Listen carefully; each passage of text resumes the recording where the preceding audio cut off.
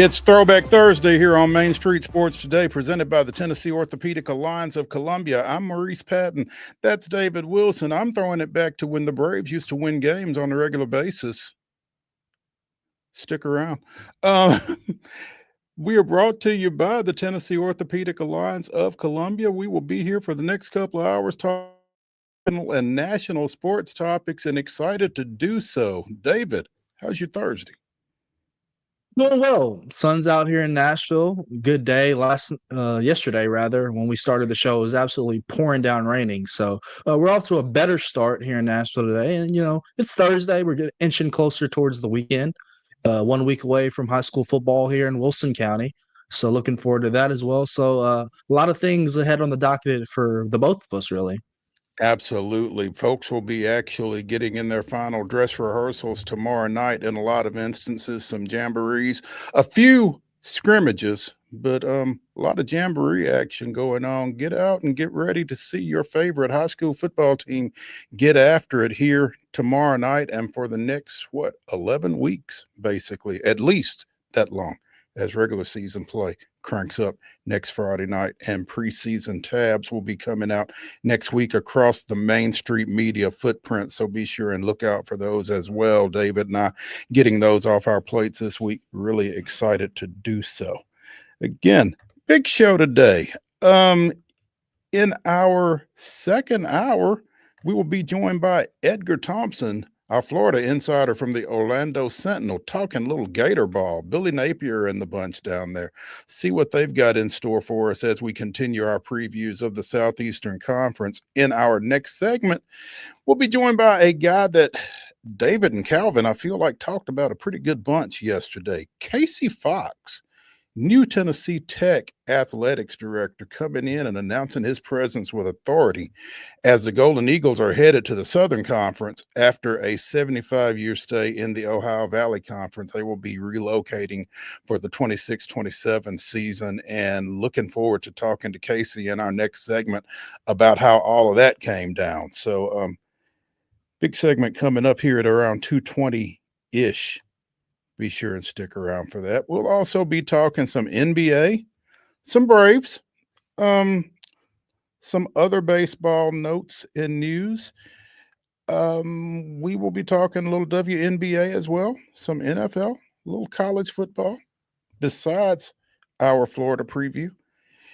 And our throwback, as we throw it back to a recent conversation that we had with David TEEL of the Virginian Pilot up in Norfolk, talking a little Atlantic Coast Conference football. So that will be our Throwback Thursday segment at the top of the second hour. Be sure and stick around for that as well. So again, plenty going on, plenty to get to. David, you ready to get to grinding? Let's do it. Let's do it.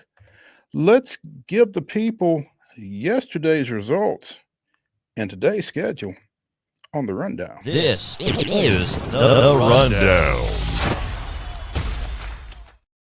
Scores across Major League Baseball. Wade's Astros bounced back after a thumping to the Boston Red Sox the previous night. They downed the natives from Boston 4-1 down in Houston. The Braves even up the series up in Flushing, Queens at Citi Field with a 9-run inning and beat the Metropolitans 11-6. In Durham, the Durham Bulls even the series last night with the Nashville Sounds with a 2-1 victory there. In the W, Connecticut Sun defeated the Chicago Sky 71-62. The Golden State Valkyries over the Washington Mystics 88-83. Las Vegas Aces, they keep it rolling last night on ESPN. They defeat the New York Liberty 83-77. And the Atlanta Dreams stick to second place in the WNBA standings. They defeated the Seattle Storm 85-75. Major League Baseball action this evening, 6:10. It is the Braves and the Mets wrapping up that series up at Citi Field. Again, that's a 6:10 start. You can see it on FanDuel Sports. Sounds continue their series over at Durham. That's a 5:35 Central Time start. You can hear it on 94.9. And PGA action. The BMW Championship is in progress right now. Victor Hovland and Ricky Fowler leading things. We will try to get you an update on that as the show progresses. But other than that, ladies and gentlemen, that concludes your rundown.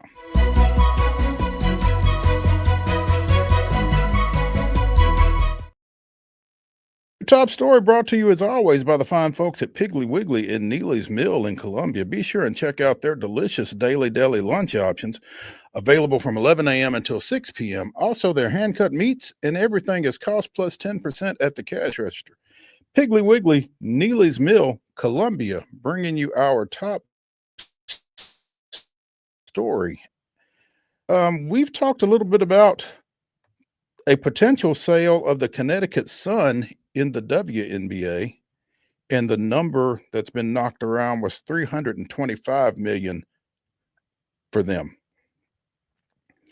The Portland Trailblazers of the NBA have apparently sold to the owner of the Carolina Hurricanes, Tom Dundon, and my math is not mathing here, but he's paying more than $4 billion for the Trailblazers. Now, to keep that in perspective, I think the Celtics sold for a little over $6 billion about a year and a half ago. But Dundon's going from coast to coast here. Again, the owner of the Carolina Hurricanes of the NHL purchasing the Portland Trailblazers of the NBA. And I think the number is $4.25 billion. 53-year-old Dundon made his money in financial services and private investments, purchased a stake in the Hurricanes in 2017, became the majority owner in 2018. He's also a major supporter of pickleball and owns the retail site Pickleball Central. So there's money I in wonder how pickleball, long apparently. I wonder how long that check takes to clear in the bank. Just to see that pending in that account, how many zeros and numbers are in that $4.25 billion. I mean, that's I a will never steal, know. right? Right? Yeah, we won't know, unfortunately. I like to Yeah. know. I like to be on the receiving end. I might not be with you and Calvin on Wednesdays and Thursdays from there moving forward, to say the least. Really? Come on now. Don't you like us? Not that much. But Tom's going from coast to coast here. Obviously, he has had success with the Carolina Hurricanes, and just kind of reading up on this, they've been to the Eastern Conference Finals, I believe, three times during his tenure since taking over. So it's a competitive step up. And, you know, in the NBA, when you're going to be in the competitive Western Conference with all the talent that's loaded out there, you have to be willing to spend some money if you want to be competitive. So that's going to be a venture, to say the least. And it looks like he's got the change to do it now. Well, No, maybe a little no light now, question. but he's Well, got change. yeah, he may not have as much change, but I mean, if he could spend $4 billion on a team, then you feel like that this isn't going to make him destitute. So yeah, interesting development there. Again, a little over a year, well, not quite a year ago, the Portland Trailblazers were valued by Forbes at $3.5 billion. So, and they Paid a little played interest 10 on games that. under. They played 10 games under 500 this past year. Missed the fourth straight season that Portland has not made the playoffs, and yet, again, 4.25 bill with a B, billion Right. dollars. It's crazy how valuable these sports franchises are, Mo. Calvin and I got into it yesterday talking about Jerry Jones and the Cowboys. The Cowboys by Sportico got listed at $12 billion. Could you imagine selling a franchise for $12 billion? I mean, goodness gracious. Like, obviously, the Cowboys are America's team, quote unquote, per se, most popular franchise. So the value that they have, 12 billion's quite a bit of coin. Once again, I don't think Jerry has no intent to sell, but what the penny he could fetch for the Dallas Cowboys and that star is something big. I will tell you that there are probably some fans that would love for Jerry to sell, to be honest. First out of the GM spot. That's what they want him to do. Stop being owner and GM, you know. Yeah. Probably can't do both. Well, or you can try to anyway. So, Paul Allen owned the Blazers prior to his death. He also owned the Seattle Seahawks and the Seattle Sounders. His estate is retaining its ownership stake in both the Seahawks and the Sounders, but are selling off the Blazers here. So that's how they became available, and that's how Dundon became the new principal owner of the newest owner in the NBA, apparently. So congrats to him, and it'll be interesting to see how that plays out. Meanwhile, speaking of NBA news, former Belmont graduate assistant TJ Saint has been named to the coaching staff of Mike Brown in the New York Knicks. Saint most recently coached at Birmingham in the G League, the Birmingham Squadron. He had been there for the past 4 years, I guess, since 2002. The Squadron is the G League affiliate of the New Orleans Pelicans. He had previously been an associate head coach with the New Orleans G League affiliates and as an assistant coach as well. Had also served as director of basketball strategy for Georgia. Was a video coordinator for the Pistons, DBO at Butler. So, and again, a grad assistant under Rick Byrd at Belmont. So what I'm telling you is this guy has grounded up from the ground floor up and is continuing to grind and to climb, and getting an NBA assistant coaching gig, not a bad spot for a relatively young guy. And there's worse places to be than in New York City at the Mecca, to say the least, coaching inside the Garden. But you couldn't have said it better, Mo. A guy that, started from the bottom, per se, has worked in a lot of different roles and carried a lot of different hats, per se. But it seems like this opportunity is well warranted for him. Gets to be on the bench with Mike Brown, who comes over in his first year with the Knicks, that Eastern Conference is wide open, Mo. Obviously, with Boston kind of retooling its roster with Jason Tatum going to be out for the year with his Achilles injury. It's wide open with Indiana as well, with Halliburton with Achilles as well. So outside of the Cleveland Cavaliers, who were the number 1 seed last year, we don't really know who's going to be that, up there in contention, per se, in the Eastern Conference. So maybe it is the Knicks, and we potentially get the Knicks back in the finals and see a Belmont grad on the bench doing so. I think it's going to be an interesting watch, just again for a lot of people that did not necessarily feel like a coaching change was necessary for the Knicks.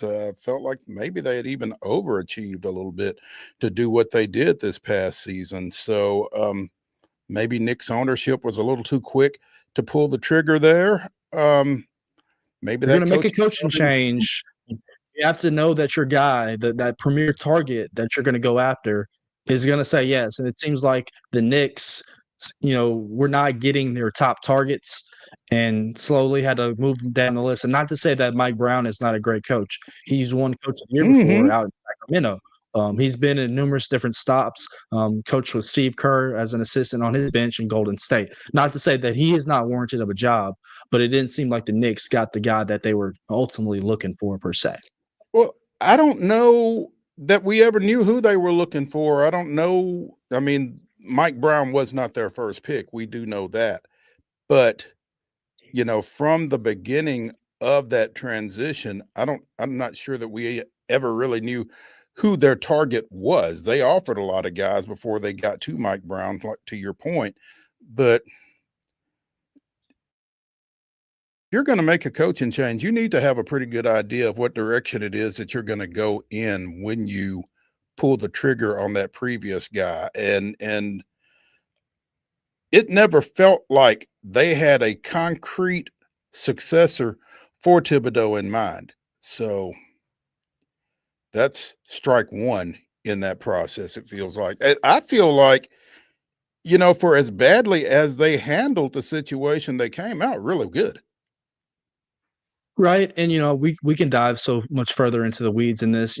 I think the thing with Tom Thibodeau that kind of warrants him out is he just kind of wears down players, per se. His starters play a ton of Literally. minutes. He doesn't like to go far into his bench. And so his starters carry a lot of a load, and it wears on you during the course of an 82-game season plus the playoff run. So guys getting banged up, the Knicks' depth, per se, last year Had some great moments in the playoffs, no means. But the stars kind of were wearing thin as we they were on E per se as we got towards the end of the season.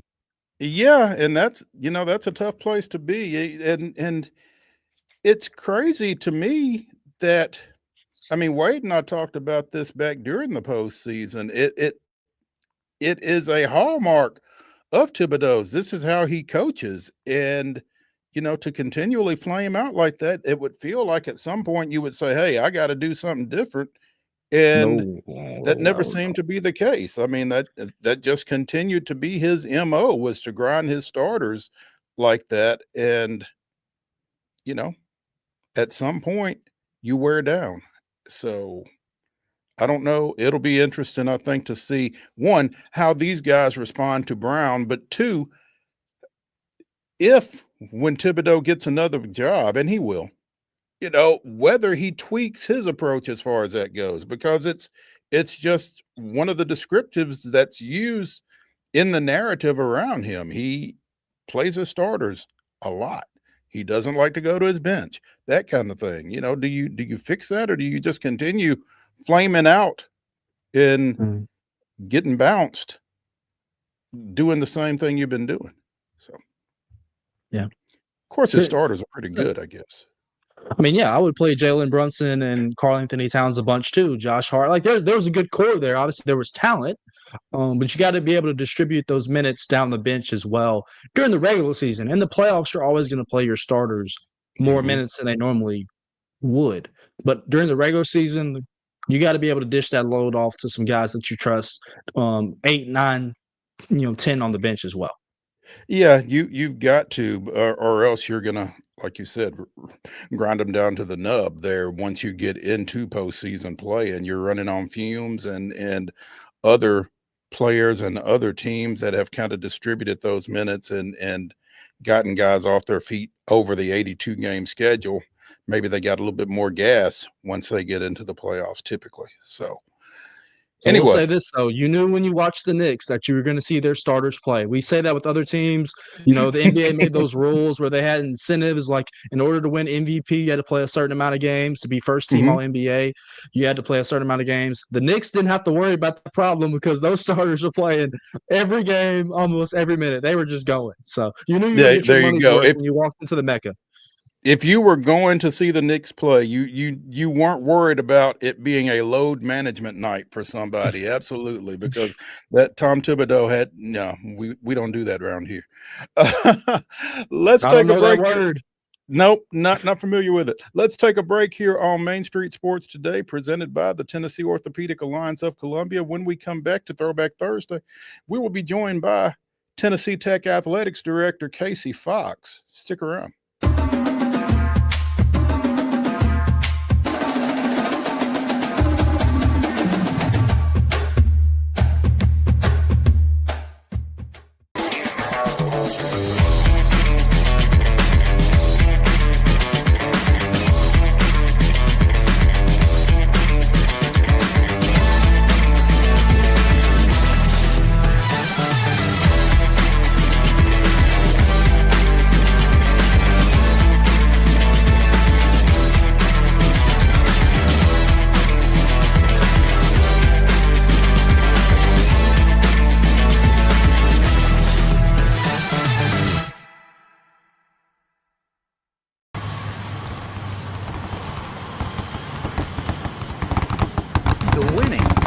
Closer. All new Sportsbook, the latest gaming machines, live horse racing, and more. The Mid Gaming Hall, Kentucky Downs. Winning just got closer.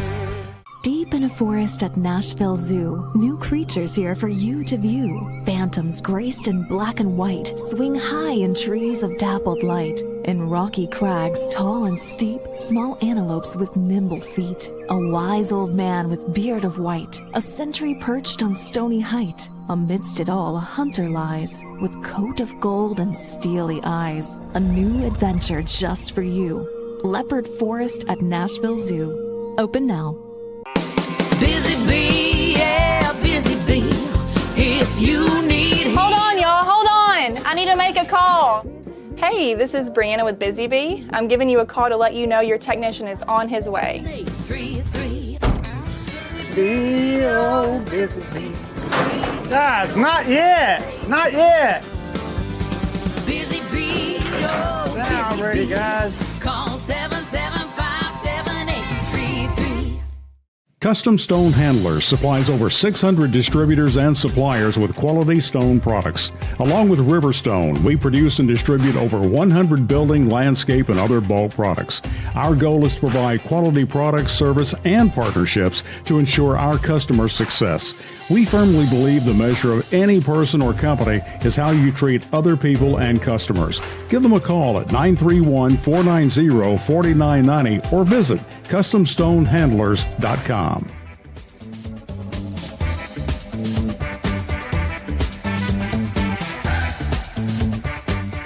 Welcome back into Throwback Thursday here on Main Street Sports Today, presented by the Tennessee Orthopedic Alliance of Columbia. That's David Wilson. I'm Maurice Patton, and joining us now on Coach's Corner is Casey Fox, named in mid-June as the newest athletics director at Tennessee Tech University in Cookeville. Named on June 19th. We sit here on August 14th, and Tennessee Tech, as of yesterday, has left the Ohio Valley Conference effective at the end of the upcoming school year to join the Southern Conference. First of all, Casey, good afternoon. Thanks for joining us. Hey, thanks for having me. You guys hear me okay? We hear you just fine, Great. man. We appreciate it. Yeah. So take me through this, because it's as I was texting with Thomas Corhern, your director of athletic media relations, yesterday. It's not every day that Tennessee Tech changes conferences. 76 years. 76 years. Yeah. Yeah. There's you know, if you want to announce that there's a new sheriff in town, I guess that's one way to go about it. But you know, take us through this, Casey. Was this something that was on their radar when you got here? Was this something that was on your radar when you got here? You know, how did this happen, and how did it happen so quickly? Well, and that's the thing, that with these things, they don't happen quickly. I'll take all the credit if everyone wants to give me the credit, right? You know, my first day in the office was July 23rd. But in all reality, this was in the works before I got here. The president, Phil Oldham, you know, our president here at Tennessee Tech, I think, well, you know, I'm not going to speak for him, but I know he was working on this for a long time. This was in the works, you know, for a while. Feelers, you know, and things were put out, and conversations of, hey, if you guys were ever, you know, looking, you know, that might be something we would consider. And then I know this spring it really ramped up when the SoCon came to us and basically said, hey, we would, we're going to consider expansion. You're there in the mix. You know, let's talk about this. And so when I came to interview in June for the position, I know the president, they were having discussions then, and then really, you know, kind of came into clarification really when I got hired, and President asked, he goes, what are your thoughts? And I said, you know, I looked at the OVC and I looked at the SoCon, and I looked where kind of the shift has happened geographically in the OVC, kind of to the Midwest, and what the SoCon had, and where the schools that are in the SoCon, where they are. And I look, you know, getting to know our fan base, I said, I think it'd be a fantastic move, you know, for us. You know, there are a lot of schools that are closer. Obviously, you know, some natural, hopefully, rivals, you know, with Chattanooga and East Tennessee. We got to get those going. I said I wouldn't disparage any of them, so I won't. But you know, I think you factor all that into it. And from an athletic department standpoint, with the travel being closer, it's exciting for us because, you know, when it comes down to it, you know, less dollars spent on travel is more money we can put into our programs and into our student athletes.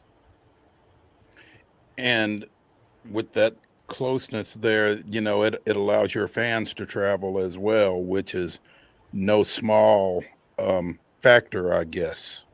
Absolutely. I mean, that, you get your fans excited. Obviously, we need to give them a reason to get excited, right? And we got to start, winning and producing winning programs. But as you do, and it's easier to travel, and, it's great when you go on the road and your fans are there. And if it's easier for them to get there, that's great. Plus, I think some new destinations will excite the fan base as well. Which of your programs do you feel like, just off the top of your head, who benefits the most from this? Wow. Well, I think all of our programs benefit. But I think football is right there.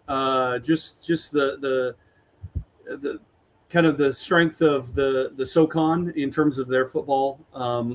Their teams. Obviously, baseball is one, and men's and women's basketball too. I mean, men's basketball. The SoCon was on the cusp of getting 2 teams last year into the tournament. So it benefits all of our programs, but that means we've got work to do as well. We've got to reinvest, and we've got to invest into our programs, and so that we come in next fall, with a fighting chance to compete. Casey, first of all, congratulations once again on the job. I have to ask you a softball question first, really quickly. Not the sport, but kind of a easy question per se. Every time I have this dilemma when I come to Cookville, Ralph's or Big O's. So I have to ask you, give me your opinion on the two. And this might put you in some hot water. Well, I'm going to go ahead and ask anyway. I'm not sure that's a softball. Well, I can tell you this. I've been here 4 weeks, okay? It's a pretty easy answer for me at this point because I've only had Ralph's. I have yet to try the others, but Ralph's is fantastic. Those blueberry cake donuts are, I got to stay away from them. But man, they're good. They're fantastic. I love them. I will warn you, Casey, anytime you come on this show, there is a very good chance that food is going to come up at some point. So great. And it doesn't matter which of us it is that's on the show. Food is going to come up. So all right, I'm ready for it. I love food. Absolutely. David? Casey, you kind of mentioned they're trying to grow the rivalries now when you join a conference in the SoCon with ETSU and UTC, obviously 2 great programs in the sports that they provide. How can you do that per se and just kind of get the fan base? Obviously, with the travel being on the kind of the middle to eastern part of the state, it's kind of easier for your fan base to get there. But how can you kind of help grow those rivalries and become them like niches in the conference? Yeah, I think you can't force a rivalry. It's got to be something that kind of organically grows. But really, what it comes down to is, are you competitive? Can you hang? Can you beat the other team? So I think obviously the proximity just makes it natural. But to be a real rival, you got to be competitive, and you got to be able to go into their house, so to speak, and give them a run and hopefully get out of there with a win, and then hold court here, and then make sure they know about it, right? Who wins, and and have fun with it. I mean, part of it too is just having fun. You don't want it to get with a lot of animosity, but you want to have fun with them and enjoy it. And rivalries make college athletics. I mean, in athletics as a whole, but it really makes college athletics. And I came from one of the best ones. I've been part of a lot of them, but Montana State. Not a lot of people know about it, but it is intense. It is nasty, so to speak, as it gets. But what makes it great is you just don't know who's going to win in any of the sports. I mean, you get on. One team can be rolling, but that's what makes, a great rivalry is, an opponent might be down one year and all of a sudden, they rise up for that one game and can give you a run. And so, I think it's one of those things that will, obviously be in touch with, Chattanooga and East Tennessee and try to do some things, but ultimately it's got to be organic and it's got to bring itself up. And when we do play down there, our fans going down and supporting us, and sometimes overwhelming their venues. That's what makes it fun. Students getting involved as well. You mentioned your decorated background. You worked in a lot of successful athletic departments across the country, obviously out there in the West Coast as well. When you made the visit to Cookeville, I guess the first part of this question is, what made you feel like Tennessee Tech was an opportunity for you to kind of move and kind of transition, and the value that you saw in that campus? And then secondly, maybe some opportunities and some things that you kind of had a vision for of what you can help build that athletic department into. Yeah, well, first, what attracted me is I did my research into Tennessee Tech was, first, Cookeville and the university, the campus is just gorgeous. So when you walk onto campus, that's the first thing. But the university itself, the growth of the university, and what it's about, and the programs that it offers. Obviously heavy STEM based education, engineers, business school, the sciences and such, and the growth that the university is showing, where across the country, higher education is plateauing or even slipping a little, but Tennessee Tech continues to grow. So that was an indicator for me that the university itself is strong. But then I looked into athletics, and I looked at budgets, and I looked at the possibilities that we had, and then the support of the administration, and all those things kind of aligned.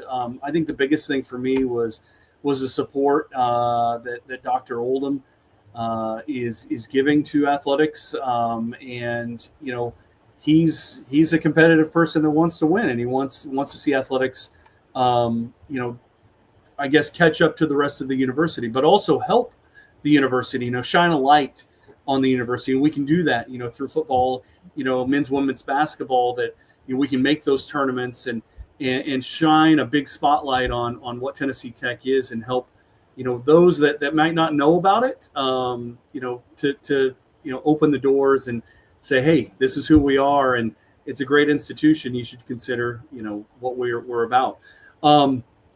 As far as what I want to bring, it's really just, the mentality that we had, that I've had, in my career, but really kind of came to fruition in my last 8 years at Montana State. And that's just, the ability to compete, the ability to win, both on and off the court. On the court, obviously we want to win, but also, graduate players or student athletes, and making sure that we're setting them up for the next 40 or 50 years of their life. But to compete, and that is, give our programs the opportunity to compete for conference championships, and get into those tournaments and compete, in reality, for national championships. So we want to be, in the mix each and every year, at the top of the conference. And that's, we've got to do our job on the administrative side. We got to give them the resources, and the ability to do that. And so, our commitment is to grow and try to be in the top 2 or 3 with all of our programs. And that gives them an opportunity to go and win a conference championship. Casey Fox, the newly named athletics director at Tennessee Tech University, joining us here on Main Street Sports today, presented by the Tennessee Orthopedic Alliance of Columbia. Producer Mark has a question, Casey. Okay. Is this the end of Harvey? Now, it's Harvey in Murfreesboro, it's Shinny Ninny in Cookeville, and you may or may not be familiar yet, but there's a totem pole that is on the line whenever MTSU and Tennessee Tech play football. Mm-hmm. And that series has kind of been off and on of late. They played last fall. Middle won it. I'm not sure when the next game is scheduled or if there is another game on the schedule. So, MTSU and Tech have been long rivals, both from their beginnings in the Ohio Valley Conference, that kind of thing. Are you aware of a football game being on the books between y'all and Middle Tennessee State? Not currently, but we have a lot of work to do with our future football schedules, because with yesterday's announcement, we had Chattanooga and Samford on as non-conference opponents over the next couple of years, and that now they become conference opponents. So we got a lot of work to do on scheduling. So I don't know who's on our schedule right now. I wondered about that. And again, Yeah. with it happening next year and the way folks schedule so far out, typically in football and that kind of thing, I was curious just how much of a undertaking that was going to be for football scheduling in particular. It's big. Yeah, I've already been in contact with folks around the country looking for future dates. I've got a call here with the commissioner of the SoCon, and hopefully I can get some information here a little bit more on the conference and what we're going to be doing in future. But I got to get on this right away. And at least for 26, we've got one non-conference game on the books against Mississippi State next year. We need 2 to 3 more ASAP. And so I've already been working the phones, working email, trying to find games and looking at schedules myself. So as far as rivalries and trophies, I think that would be something we need to discuss with the opponent. If it's Chattanooga and we want to get something going, I don't think we're going to repurpose something else that was part of a different rivalry into somebody else. So we got to start our own traditions and things. So I got to figure it out, and hopefully we can. Obviously, this becomes the biggest thing going on with Tennessee Tech athletics, but what else is going on as Casey Fox transitions into that role? Well, the biggest thing is, right now we have half a football stadium. The west side is under construction. It'll be throughout this football season, and the goal is to have it ready and open for football next year. So that's the biggest one. That's going to be immense in terms of how it transforms our program and our facilities. I mean, you're going from the old west side, which was just a kind of concrete block, to a modern kind of stadium setup with suites and club level and reserve seating, chairback seating. And so it's going to transform our stadium. That's a big one. We're doing some other facility projects as well. And I'm going to zero in. We need to get a football operations building, up and running, and that's going to be my top priority for a capital campaign. But, just getting in here and immersing myself into the department, finding out, how things have been done, what things need to be updated, changed, so to speak, and go. But I know this, we've got a great group of coaches. I've enjoyed talking and getting to know them. And we got a lot of passionate staff here that want to be successful. And so, that's half the battle right there. But we're excited. I'm excited to be here and get going. We actually start tonight, first contest here in about 3.5 hours. We play soccer, plays Lipscomb out here on the soccer field. For my first home event as athletic director. I'm excited. There are a lot of media members across the mid-state area, Casey, that will be interested to know, will the press box be part of that west side improvement, and will an elevator to the press box be part of that? Because hashtag 86-step challenge is a very real thing. There are elevators. I mean, the towers are going up right now. So yeah, it's exciting to be that, and again, to modernize, so to speak, our game day, atmosphere. So it's all part of it. It'll be great to see it, and we can't wait to show it off and have it ready next year. That's awesome. Casey Fox, Athletics Director at Tennessee Tech University, joining us here on Main Street Sports Today, presented by the Tennessee Orthopedic Alliance of Columbia. Casey, we appreciate your time. If you could work a Big O's visit in here in the next bit so that when we get you back on, we can compare and contrast, that would be great. I will do that. I promise that. We look forward to it, man. Thank you. Thank you, guys. I appreciate your time. All right. Let's take a break here as we continue Throwback Thursday on Main Street Sports Today, presented by TOA of Columbia. When we come back, we'll get into a little baseball. Stick around.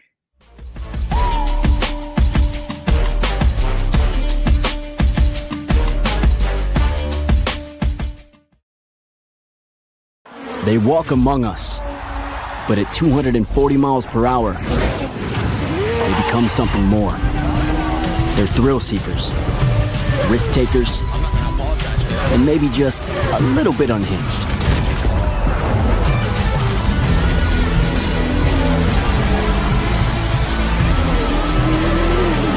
Buckle up. This new era of speed, this racing revolution, it's just getting started.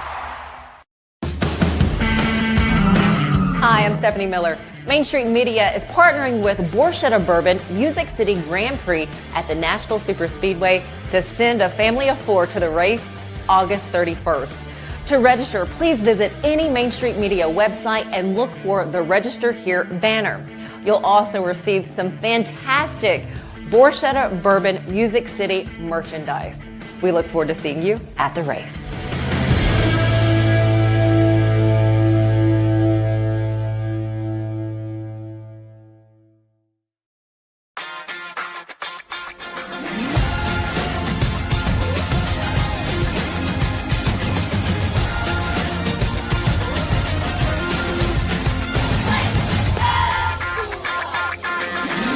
Zion Christian Academy at zioneagles.org or 931-388-7531. You can schedule your appointment to visit their beautiful campus. Again, zioneagles.org or 931-7531 to schedule your visit today.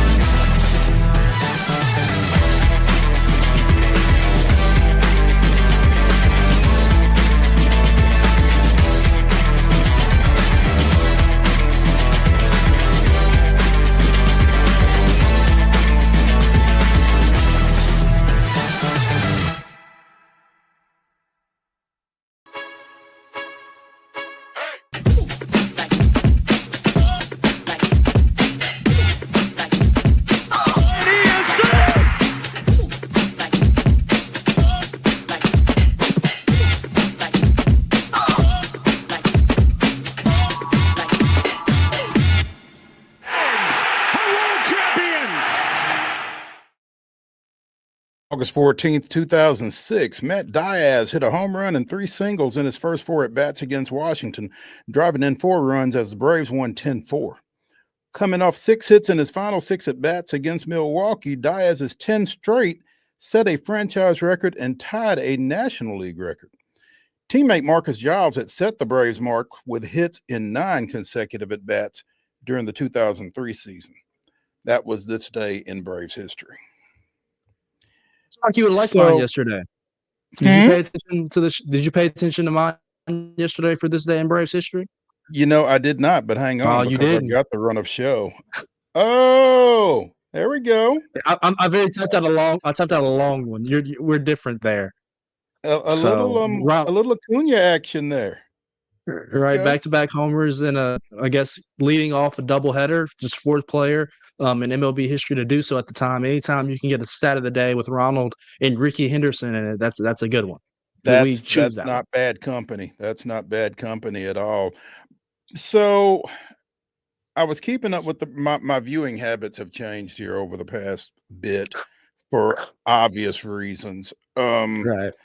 But when I checked in on the Braves and they were down 5-0, it was like, grr.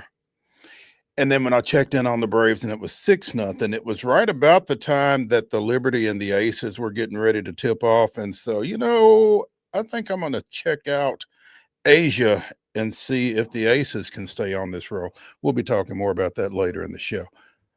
But, all of a sudden I'm hearing Braves with a 9-run 4th. MH2 with a grand slam. No. And I'm like, okay, I don't want to mess with the mojo, so I'm just going to make the sacrifice, Braves country. You're welcome. I just continued watching the Liberty and the Aces and monitoring that game, and we got the desired outcome. Braves 11, Mets 6, Marcell Ozuna with a home run as well. But, I don't even know what happened in that 9-run inning other than Michael Harris II with a grand slam But as we've talked, whether it's been me and David, whether it's been me and Wade, the one of the biggest things that the Braves can get out of 2026 at this point, in my opinion, is to make sure that MH2 is fixed for 2026. And it feels like that's the case. Yeah, it feels like the adjustments he made with his hand placement at the start of his swing has kind of really boosted his adjustment the last couple weeks. He's been on a tear offensively, raising that average. I mean, he's around the 250 mark now, Mo, and approaching 60 RBIs, I believe. I think he has 59, maybe 60, 13 home runs. So the power is there and the potential is there. And, what I texted you last night that I'll disclose to our viewing audience is he has the potential to be a top 5 center fielder in Major League Baseball combined with the defense. I mean, the glove is Gold Glove caliber since he stepped foot into the big leagues. Is can the bat be consistent enough? We see it in stretches with Michael, even the playoffs last year against San Diego. I mean, he's the best player on the team from the leadoff spot per se. So the ability is there. And what I told Calvin yesterday, even in defeat on Tuesday night, the Braves offensively seems like the last couple of days, I'm gonna knock on wood, have been stacking some offensive performances where they were scoring runs. It seemed, for large stretches of the season, it was a shutout, it was 1 run, it was 2 runs. They've been able to score some runs here of late. And so that is an encouraging sign, to say the least, with Ronald on his way back at some point in this road trip, whether in New York or in Cleveland. And, maybe Austin Riley, maybe not later in the year, but that offense is going to gain a piece in Ronald, who's going to help contribute to that offense even more. Without question. I mean, Acuna is a game changer.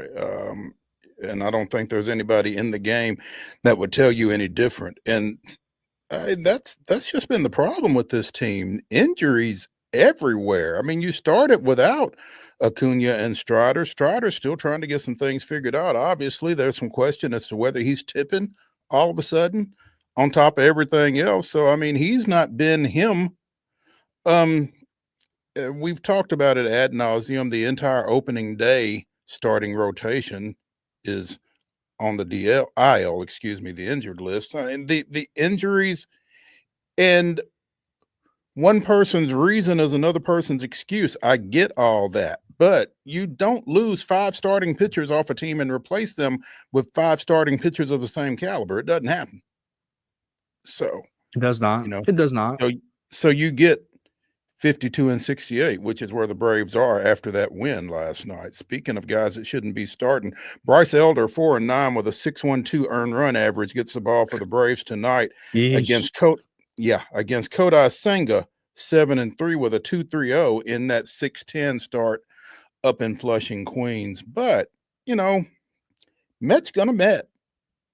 They have lost 12 of their last 14 now, and I don't care what kind of bravado they want to throw out there after that 13-5 win a couple of nights ago. The Braves have to be in their heads. Yeah, absolutely. And I mean, they've kind of admitted to it, Mo. We remember last year with game 162 in Atlanta from the rainouts, just imagine the headlines that would have came out of New York if the Braves were able to finish game 1 of that doubleheader in game 161, where, Lindor hits the go-ahead homer in the 9th against Pierce Johnson. Even the inning before, the Braves come back from multiple runs down to take the lead against the Mets. And the Braves just kind of have this mental maybe hold over the Mets per se, maybe the way the Phillies have it over us in the playoffs. Every team has that kind of nemesis per se, but they just really struggle with the Braves. The Braves seem to have had their number really of late. So, but the Mets are struggling. They've not always been healthy. They've reshaped their bullpen at the deadline, but they've been giving up a lot of runs. Last weekend, I saw Ozzie Collins of the Brewers, former Nashville Sound, hit a walk-off home run on Edwin Diaz, who, had been really good, one of the best closers in baseball. But, the Mets struggling, offensively, Lindor kind of hit a lull. So there's some big names on that roster. But, I've never, even though I'm in the division with them, I've never held the Mets up to the Phillies. I always thought the Phillies were a better ball club, better pitching, better hitting. So I always thought that the Mets were a tier, not all the way below, but they're below the Phillies in my mind when it comes to the true contenders in the National League. I would agree wholeheartedly, and especially considering the Mets with that loss last night have now lost 12 of their last 14. So They have a worse they record than the are Braves over the last couple months. they That's are saying the something. they are the number 3 team in the NL wild card at this point, I think, and barely ahead of Cincinnati. So I stay think they're going to tuned. make it, Mo. And here's why: Cincinnati went for it at the deadline, but the teams that are also chasing them, like San Francisco, they kind of punted at the deadline. So there was a lot of teams in that National League that saw it was a seller's market and punted Mhm. in air quotes. So the Mets were a team that went for it. So you would think they would make the playoffs. It'd be very disappointing. And obviously, David Stearns is in his second year there as a GM, is not going to get fired. But who pays the bill per se if the Mets don't make the playoffs and they bought at the deadline? That's going to be something to keep an eye on here coming down the stretch. Again, Mets losing 12 of their last 14. The Braves have won 5 of their last 7 all of a sudden, and they will close out that series tonight at 6:10 in Queens. Meanwhile, we mentioned Wade's Houston Astros picking up a 4-1 win over Boston last night. Hunter Brown picking up his 10th victory of the season. Gives up a run in 6 2/3 innings. Jeremy Pena and Yanier Diaz, each with home runs off of former Vandy boy Walker Buehler. Are you a former Vandy boy, or is it one of those deals where you're a Vandy boy for life? I don't know how that works, but former Vanderbilt player Walker Buehler gave up a pair of home runs in that 4-1 Houston win. Houston's idle today. They catch Baltimore coming into town to start a series tomorrow. Baltimore's not been very good. No, they have not. I saw them playing at Truist Park against the Braves earlier this summer. Two of the most disappointing teams in baseball, right there, the O's and the Braves. At least the Braves, So though, again, have the injuries. I don't know what has happened to well, Baltimore. And they, Adley Rushman's been hurt too, though. I mean, their pitching has let them down as well. The offense has stars: Gunnar, Jackson, Jackson Holiday, full name. There's some pieces there offensively. They had Ryan O'Hearn, who got traded at the deadline. Cedric Mullins who got traded. Right. So Charlie Morton was pitching well after a rough start. It's just that haven't been able to put it together as a whole. Yeah. Someone who has put it together, the Milwaukee Brewers won their 12th straight. Keep winning. Yep. 76-44 following a 12-5 win over Pittsburgh, despite a pair of home runs from Vandy boy Brian Reynolds in that loss for Pittsburgh. Again, Milwaukee's won their last 12 now. They are off today. They start a series at the Great American Small Park tomorrow against the Cincinnati Reds. That offense in that ballpark, they put up 12 against Pittsburgh. It'll be interesting to see how many double-digit games they have in Cincinnati, because that was their second straight double-digit performance last night. They roughed up Skeens on Tuesday. They beat them 14-0.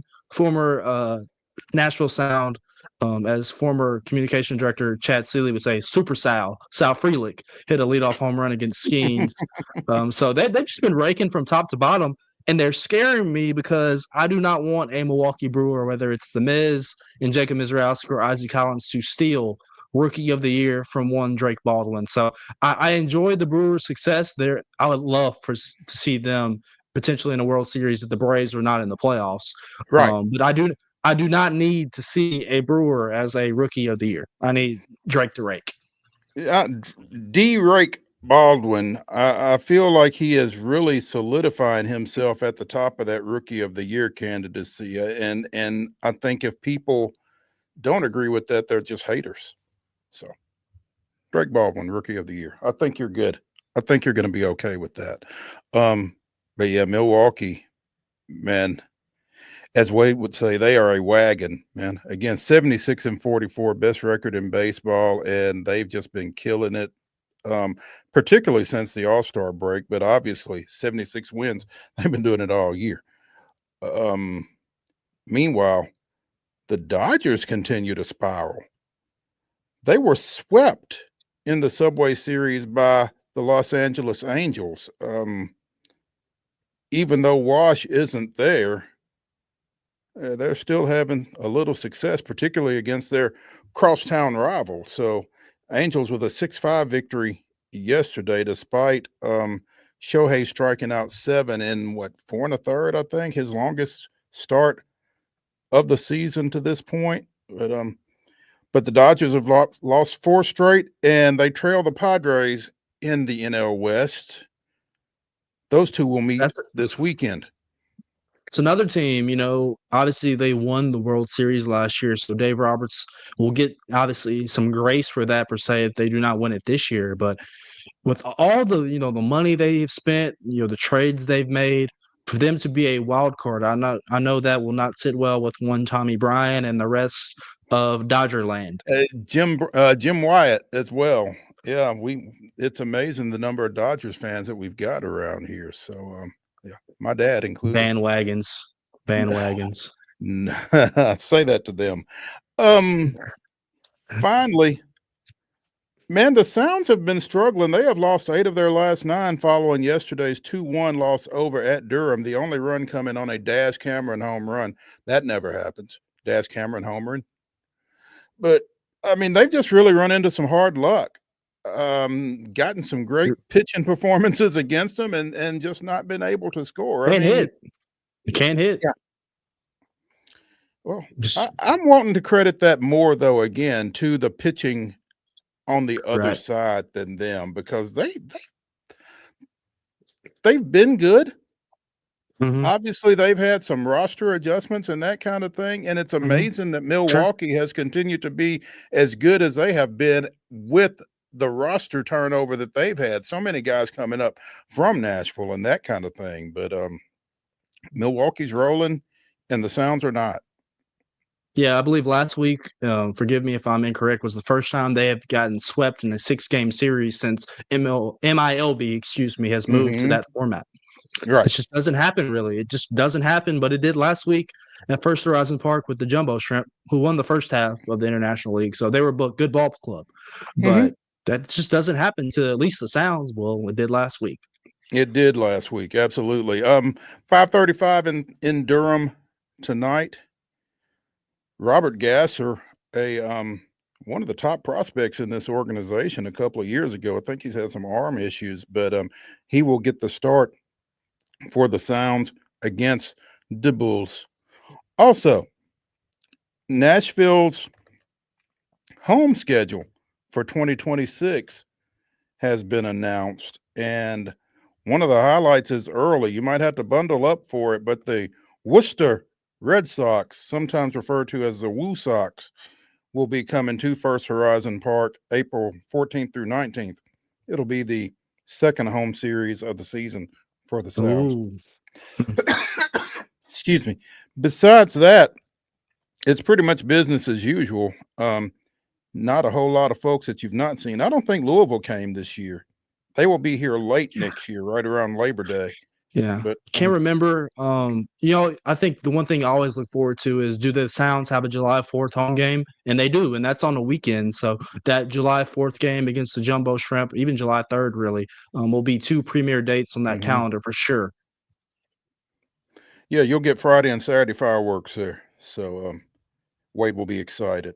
Also, you got a couple of trips by the Stripers, 1P of Gwinnett, right around Memorial Day weekend, and then in late June, I guess. So again, the Sounds 2026 home schedule has been announced. It is on the website at NashvilleSounds.com. Go check that out.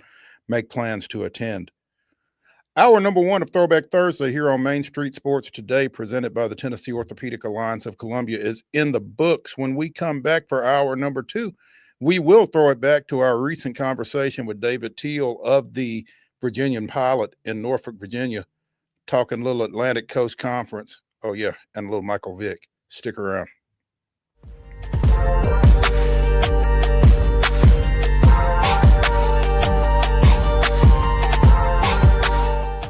Jones & Lang Sporting Goods here in Columbia has been outfitting teams, officials, and anybody else from T-ball to college for 50 plus years. Be sure and check them out at 931-388-8060 or online at jonesandlang.com. Jones & Lang Sporting Goods, the look of a winner. Zion Christian Academy at zioneagles.org or 931-388-7531. You can schedule your appointment to visit their beautiful campus. Again, zioneagles.org or 931-7531 to schedule your visit today.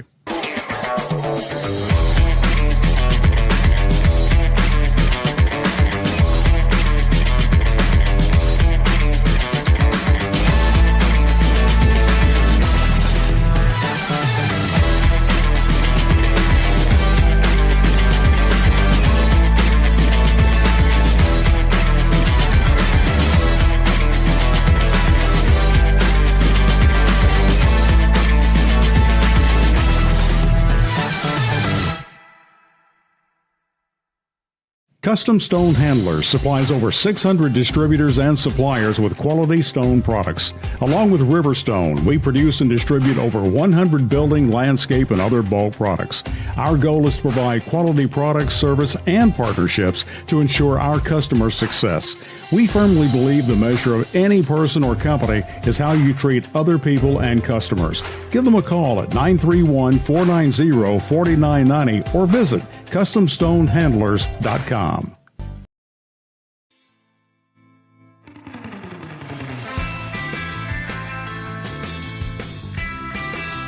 Being joined by second David TEEL, our Atlantic Coast Conference insider from the Virginian Pilot in Norfolk.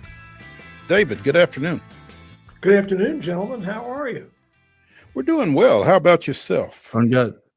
Doing great. I'm ready for a little football. I bet you are, man, and I'm glad you're ready because it's coming ready whether you're ready or not. But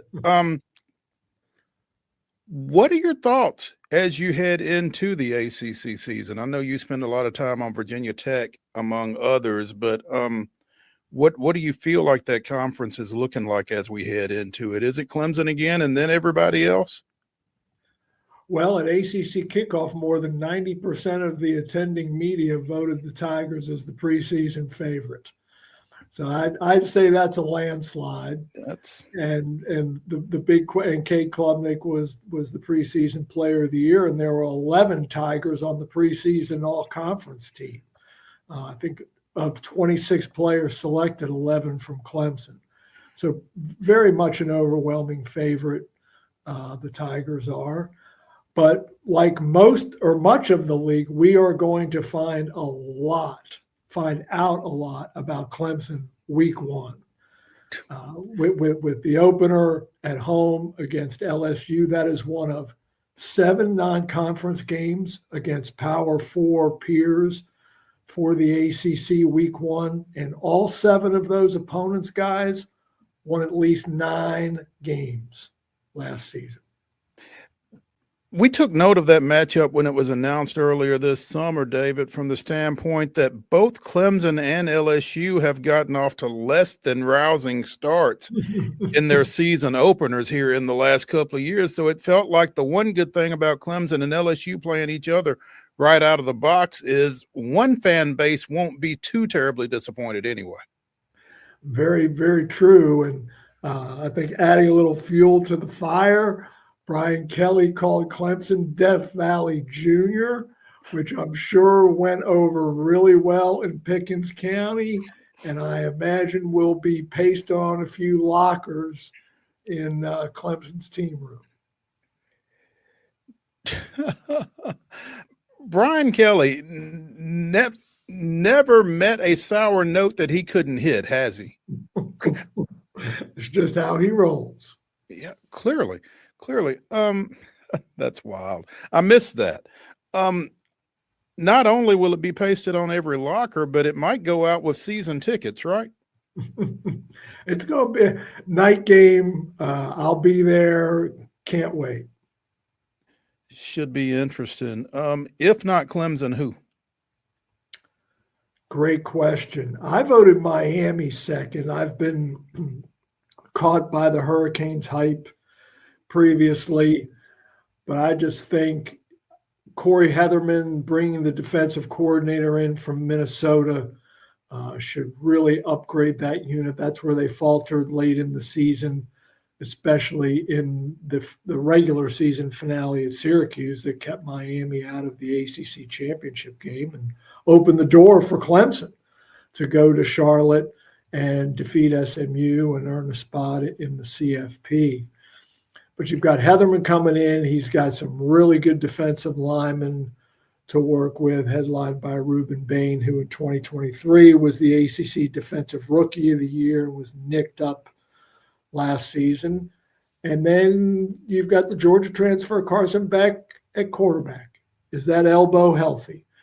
And if it is, I think the Canes have a really, really good chance to have a special season.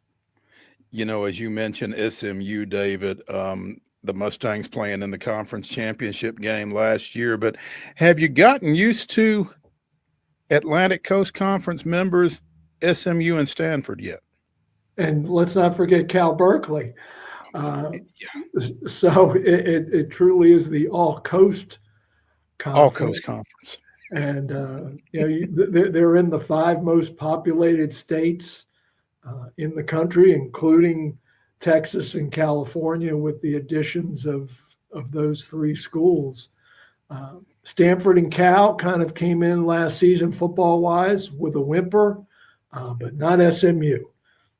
You just knew that program that has been itching for so long for a return to the power conference level, and with that kind of money and support, was going to compete immediately. Now, did anyone think that the Mustangs would go 8-0 in the league in the regular season? Probably not. And it took a 56-yard field goal at the gun to beat them in the championship game. And they've got Jennings back at quarterback. They're going to be very good. And Rhett Lashley's teams score points. They're the only program in the country that over the last, I believe, 5 years has averaged at least 35 points a game each season. You kind of mentioned that opening week slate that college football fans are kind of already salivating about, thinking about. I'm going to ask you a question in a game that I've vested rooting interest in as a Notre Dame fan. Obviously, they make the trip down to Miami on that Sunday night, that weekend, to play Miami. You mentioned the defensive struggles that they had last year on that side of the ball. You also mentioned Carson Beck coming over from Georgia. What can we learn about Miami? Obviously, particularly in that game, Notre Dame's defense, particularly last year, was phenomenal under Marcus Freeman, and obviously their secondary is returning some pieces that was really good. So what can we learn about Miami, not only on the offensive side of the ball in that matchup, but defensively as well, against a physical Notre Dame team that'll have Jeremiah Love and Jadarian Price in the running back backfield as well? David, as a Notre Dame fan, can you tell me who the Fighting Irish's quarterback is going to be down there on that Sunday night? Hopefully it's CJ Carr. Okay. That would be my hope. But Kenny Minchie is a mid-state product here from Nashville, so I want to give him his due credit as well. Okay. Absolutely. But no, it's a fascinating matchup. The last time Notre Dame went to Miami, it did not go well. That was back in the Mark Richt era, and the Canes boat raced them in the penultimate week of the regular season. But the pressure on Mario Cristobal, guys, to get some marquee wins and to close the deal, to me is considerable. And if Notre Dame goes in there and not just wins, but wins convincingly, boy, there's going to be some unhappy folks in South Florida.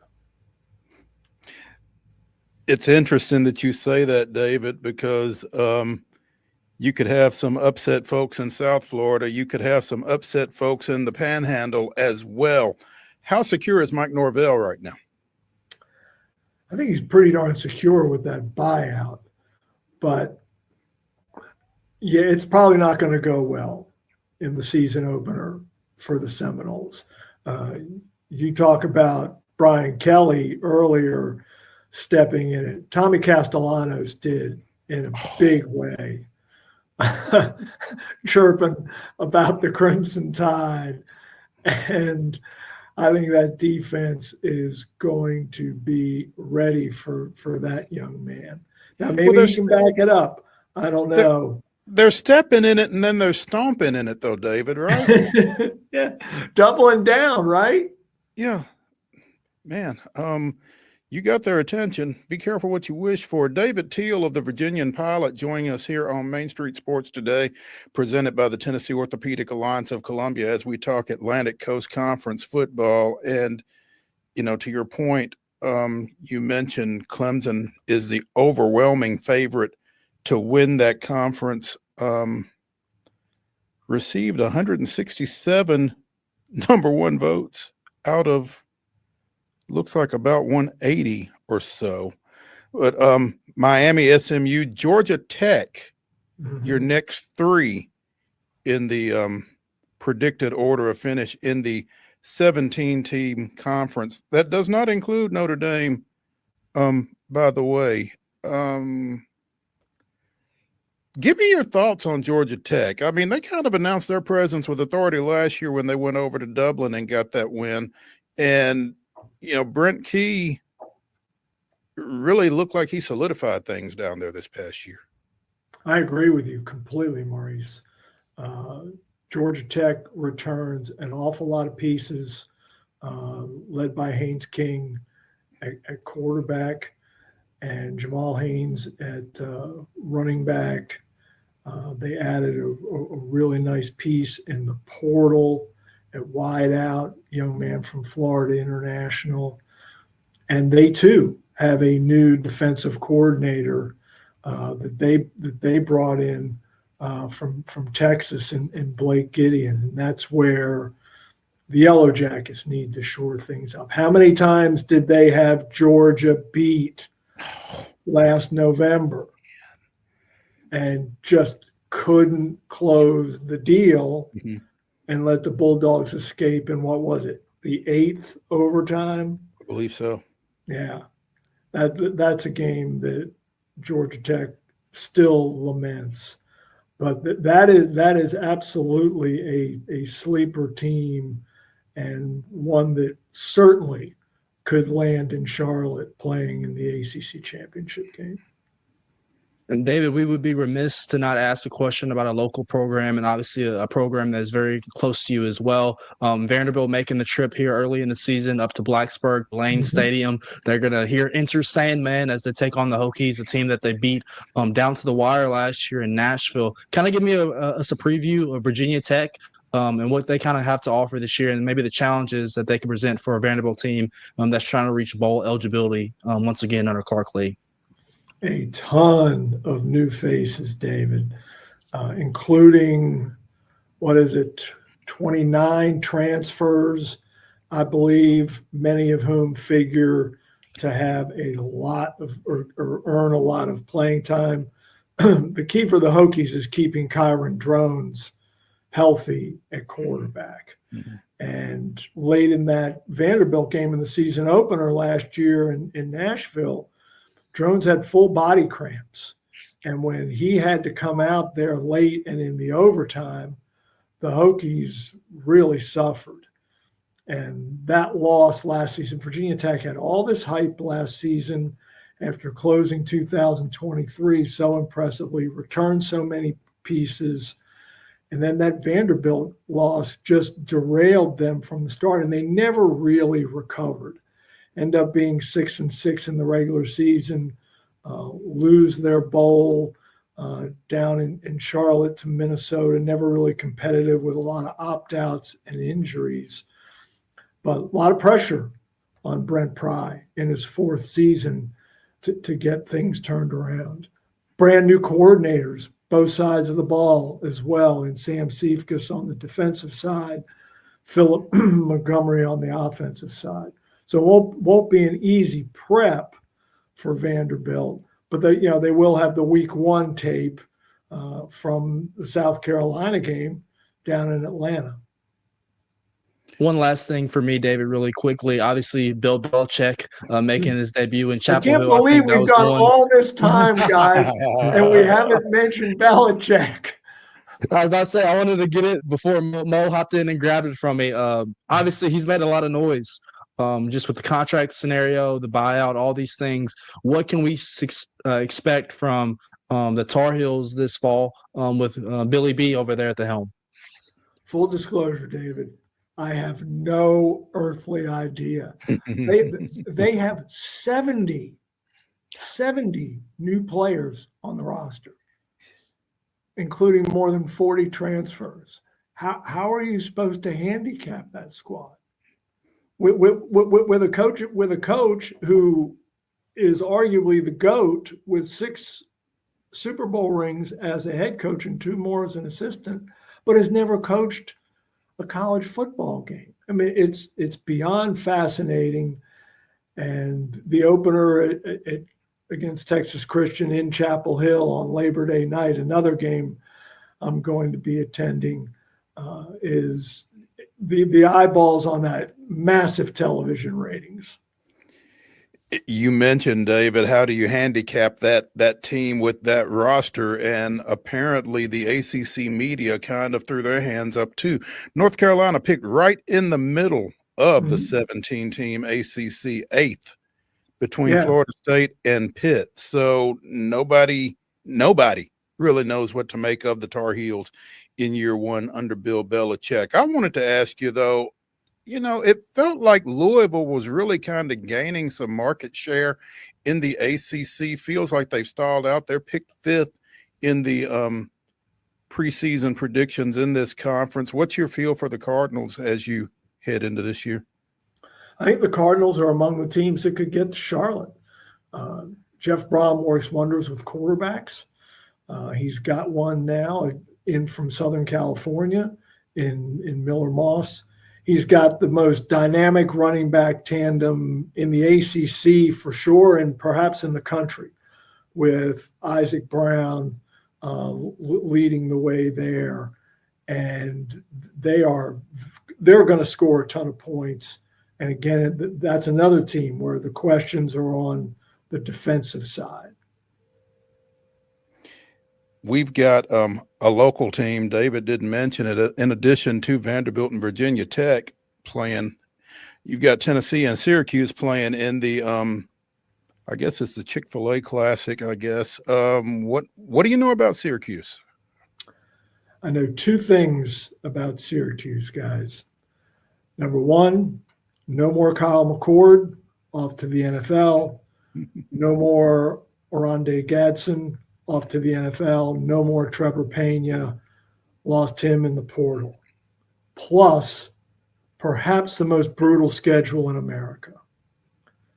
They play 4 playoff teams from last season. None of them at home. Oof. Including the Vols on opening night in Atlanta, the 2 ACC playoff teams from a year ago in Clemson and SMU, and, oh, by the way, David's Fighting Irish. Yeah. Fran Brown did a remarkable job last year as a rookie head coach, 10 wins. I think the Orange are going to take a pretty significant step back because of that schedule. Right. Yeah, that's what it sounds like, David. They could take a step back and it not necessarily be any fault of his. No. And guys, these conferences are so bloated that the schedules vary so drastically from season to season. And it's just the luck of the rotation as to who you draw in a certain year. And, and then your non-conference schedule, they picked the wrong year to have Tennessee and Notre Dame on that non-conference docket. Yeah.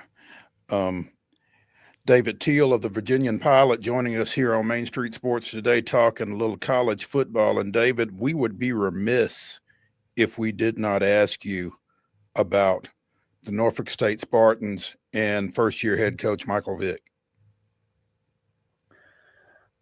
another fascinating story. I've known Michael since he was playing high school ball in these parts, and he is the third rookie head coach, former Pro Bowl player in the NFL to take over an HBCU in recent memory.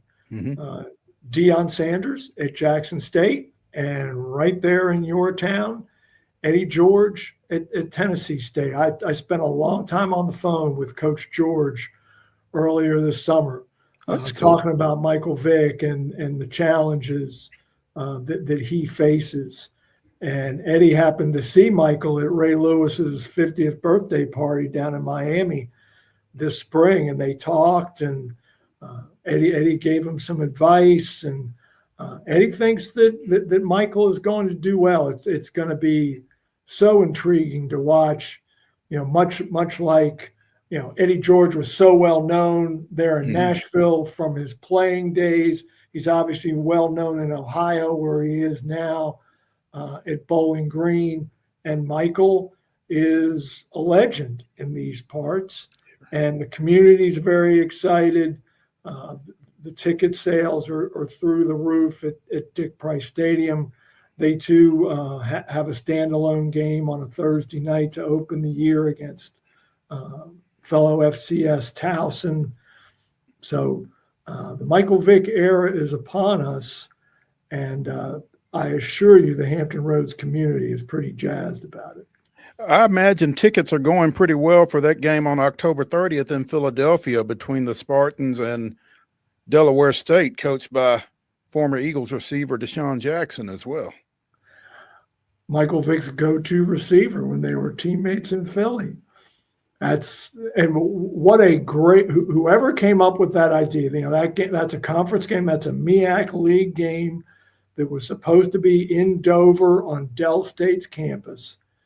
And whoever brainstormed, hey, let's move this thing to the link and reunite Jackson and Vic in a stadium where they used to tear it up, that's genius. Especially in this time of NIL and that kind of thing, getting that kind of exposure, getting that kind of financial windfall is big for a couple of FCS programs like that. So, David TEEL of the Virginian Pilot, man, we appreciate your time and always enjoy talking to you, and looking forward to getting you on again here soon. Guys, I enjoyed the conversation. Thanks for having me. Absolutely. We'll catch up. Thank you.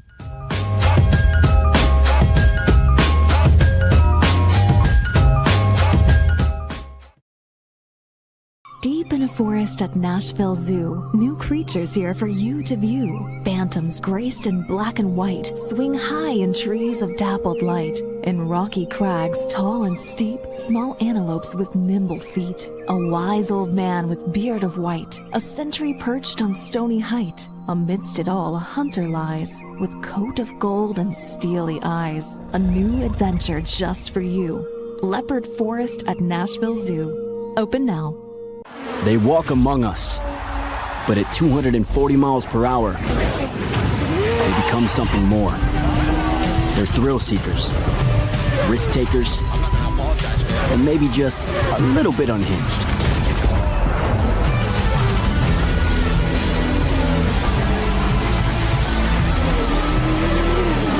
Buckle up.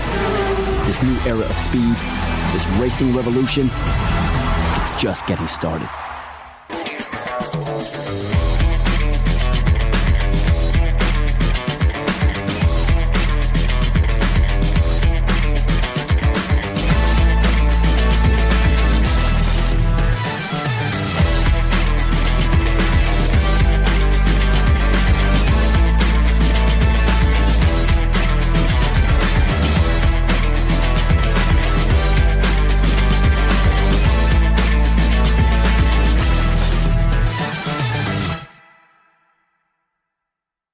Jones & Lang Sporting Goods here in Columbia has been outfitting teams, officials, and anybody else from T-ball to college for 50 plus years. Be sure and check them out at 931-388-8060 or online at jonesandlang.com. Jones & Lang Sporting Goods, the look of a winner.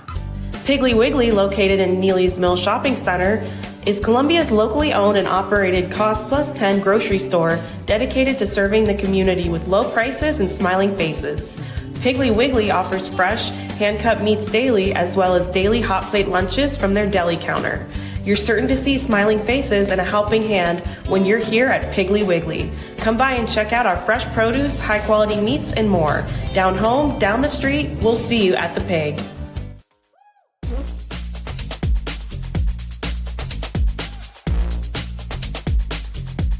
Throwback Thursday continues here on Main Street Sports Today, presented by the Tennessee Orthopedic Alliance of Columbia. I'm Maurice Patton. That's David Wilson. Joining us now from the Orlando Sentinel, our Florida insider, Edgar Thompson, as we continue our Southeastern Conference football previews. Let's talk a little Gators. Edgar, thanks for joining us. How you doing, fellas? Thanks for having me. Oh, thank you for joining us, man. We appreciate it. How's things in Gainesville? Scorching hot. I don't know how those kids are out there, man, in this stuff, but a lot younger than we are and fitter than we are. Yes. But it's taxing. It's taxing heat. And, you know, the Gators like to think they can get teams down here, you know, and sweat them out, but they're not going to really get that opportunity maybe till October 4th when Texas comes here. And I don't know, that'll be scorching like this, but that'll be their first real big home game where they can use the advantage of the swamp, I think. Interesting stuff. You know, Edgar, this team is picked 6th in the conference's preseason poll that took place at Media Days. You know, what do you feel like they would be, you know, pleased with in terms of the conference performance? I mean, 6th is up from 12th, so showing progress. I think obviously they want to get in that top 4 because I think then you got a good chance to get a playoff spot. Our 5 teams, I mean, they're going to be 6 at larges unless Notre Dame doesn't like secure the 6th spot. So really you can't give 4 SEC teams, you know, those 6 spots. So you got to get in the top 4. And they got a shot. I mean, look, they open at LSU. I'm looking at it right here. You got it in front of me. September 13th. That's a monumental game for really both teams to get off to a good start in conference play. Tiger Stadium at night, though. I mean, that's a tough opener. And the Gators haven't won there in a good while. When it was I was looking at it, I'm thinking it might be 2009 since they won at Tiger Stadium. I've been at all of them since 13. Oh, no, excuse me. They won there in 16 with the goal line stand with Jim McElwain. But otherwise, they haven't won there since 2009 with Tim Tebow. So it's a tough place to play, even when the Gators have pretty good teams. And Brian Kelly seems to have something going there. And I'm not totally sold on South Carolina across the board. I mean, quarterback, sure. And they have some real good players. But are they as deep as Florida? I'm not sure. And then Alabama, we're not sure how DeBoer, next step under him with Ty Simpson.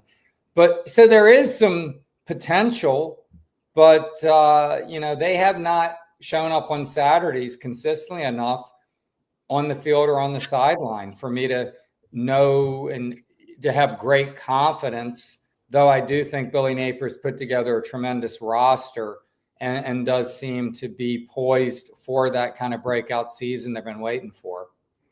You know, obviously it's still the off season. Things haven't gotten started yet, but there was a lot of noise about Billy Napier's future at Florida last year. He seemed to get it quieted down. How quiet is that right now? Well, it is quiet because it was a 4-game winning streak after consecutive seasons ending on multiple game losing streaks, 3 and 5. And there was a lot of noise coming out of those seasons, particularly a 5-game losing streak after 2023, where everyone was like, you better do something. And they come out and get blown out at home by Cam Ward, Miami. Then they, 2 weeks later, are down 20-0 at halftime to Texas A&M and get beaten soundly at home. And it looked like it was over. It was only really a matter of time. It was inevitable that it was going to happen, maybe not immediate. But somehow Billy and DJ Lagway was a big part of it. because they went to Tennessee and you saw the game. They really made a bunch of critical errors, coaching errors, game management errors, some conservative play calling, head scratching moments that really cost them that game ultimately. However, DJ Lagway ended up stepping in for an injured Graham Mertz, who was out for the season at that point, and gave some hope, and then showed a whole next level of quarterback play and gave explosiveness to this offense it hadn't had under Billy, even with Anthony Richardson. So I think a lot of people are like, okay, maybe there is something, and there's all this feeling about maybe they can do it.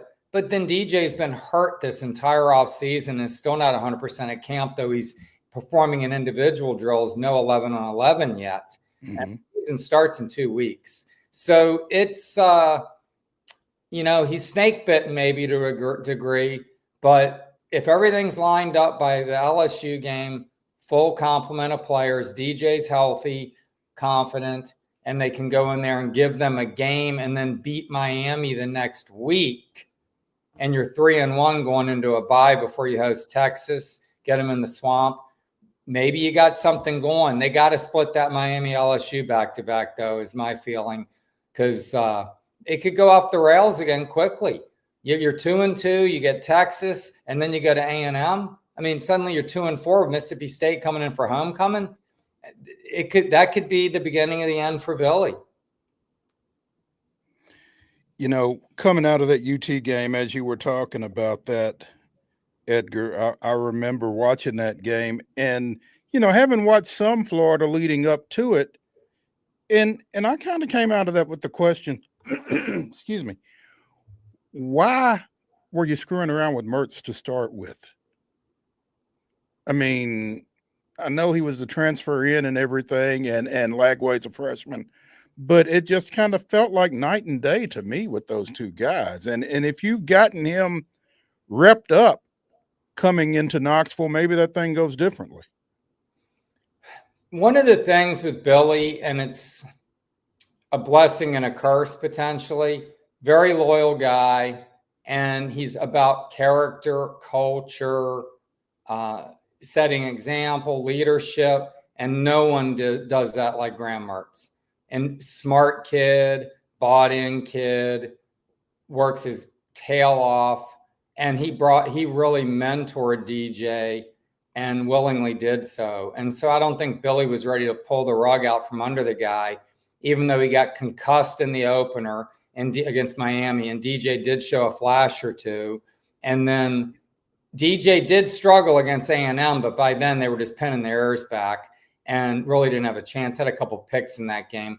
But they played really well together, honestly, at Mississippi State, but that's Mississippi State. And you think you kind of maybe have a little dual kind of maybe two-headed quarterback deal going. And then Tennessee with Mertz's injury happens. They beat UCF, but UCF wasn't very strong. But anyway, the point being, that was one factor. The other one, I think, is that DJ, during practices last summer, camp, I got a phone call from someone who knows what he's talking about, remain nameless, knows what he's watching, knows the position, and said, DJ Lagway is not even going to play this year. And I'm like, what? Come on. And he goes, and this guy isn't about hyperbole. He said he looks terrible. He goes, he threw like 3 picks today, and it could have been 5. So he might be kind of the consummate gamer, this kid, right? Tim Tebow wasn't a strong practice player. I saw him in spring practices in 2005. He was a incoming freshman early enrollee back before that was really a thing, right? Mm-hmm. And he was just chucking the ball. He couldn't hit anything, taking off and running. He wasn't fast. You're like, this is the second coming? And then the second he's in the games, the guy turned into like Superman. So DJ Lagway does have some of that gamer kind of ability, and that is a thing. It's not just you know what I mean? It's cliche, but there's some truth to it. And when the lights go on, man, the guy does perform. Edgar Thompson of the Orlando Sentinel joining us here on Main Street Sports today, presented by the Tennessee Orthopedic Alliance of Columbia. Edgar, I'm fascinated by DJ. Just watching him come down the stretch, man. He feels like a guy that you can really hit your wagon to, and the concerns about him not being 100% as we sit here, a little over 2 weeks away from your opener against LIU, like you said, has got to be a concern for anybody in orange and blue. But around him, what do you like? Oh, around him's terrific. The running game, I mean, Jaden Baugh, my Lord, we talked to him yesterday. Just a beast. 565-pound squat, 4.5 speed, wiggle, instincts. The kid played, I think he said yesterday, he played linebacker, safety, even did some edge. On the offensive side, played quarterback, running back, receiver, ran back kicks for a smaller Georgia school. So he kind of just knows how to play football. He sees the field. He's terrific. His backup is Jacoby Jackson, who's a JUCO kid who seemed like, why'd they sign him? Well, now you see. I mean, this young man's developed slowly but surely. That's a real 1-2 punch, elite one. Their offensive line's considered, now we'll see if it plays out that way, but one of the nation's best units up front. Jake Slaughter, All-American center. Austin Barber, preseason first-team All-SEC.